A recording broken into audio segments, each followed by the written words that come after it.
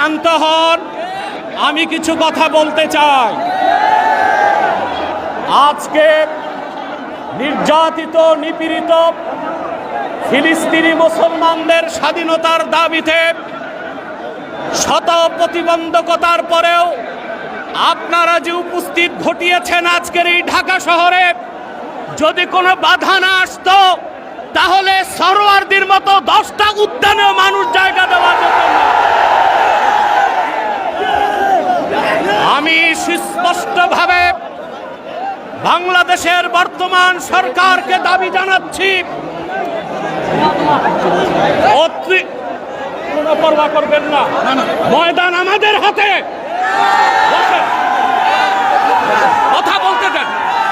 সম্মানিত, আমরা যা বলছি সত্য এবং ন্যায়ের মানদণ্ডে বলছি, প্রশাসনকে ভয় করার কোনো দরকার নাই আমাদের। বাংলাদেশ সরকারকে রাষ্ট্রীয়ভাবে জাতিসংঘের কাছে প্রতিবেদন করতে বলছি, 57টি মুসলিম রাষ্ট্র থেকে বাইতুল মুকাদ্দাসের ইজ্জত রক্ষায় মুসলিম সেনাবাহিনীর সদস্যদেরকে পাঠাতে হবে। বাংলাদেশ থেকে লক্ষ লক্ষ মুসলমান ফিলিস্তিনের স্বাধীনতা উদ্ধারে ইসরায়েলের 20 দাঁত ভেঙে দিতে যেতে প্রস্তুত আছে। ইসরায়েলের দোসর হচ্ছে পার্শ্ববর্তী হিন্দুস্তান।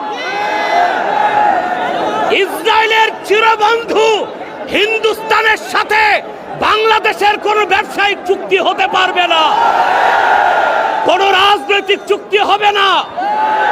16 বছর ফ্যাসিবাদকে লালন করেছে ভারত। ভারতের দালাল ও দোসরদেরকে বাংলাদেশে রাজনীতি করতে দেওয়া হবে না। আমি তাহরিকে খাতমে নবুয়ত বাংলাদেশের পক্ষ থেকে আপনাদের কাছে একটি আবেদন করছি। আমাদের স্লোগান হচ্ছে মাসলাক যার যার, দিন ইসলাম সবার। আজকে তার প্রমাণ তাহরিকে খাতমে নবুয়তের আমির দেখাতে পেরেছে।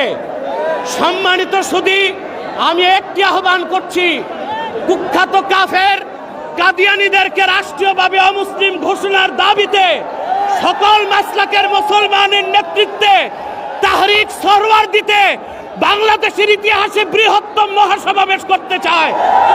কারা কারা প্রস্তুত আছেন হাত তুলে দেখান। আখির দাওয়ানা আনিল হামদুলিল্লাহি রাব্বিল আলামিন। সবাই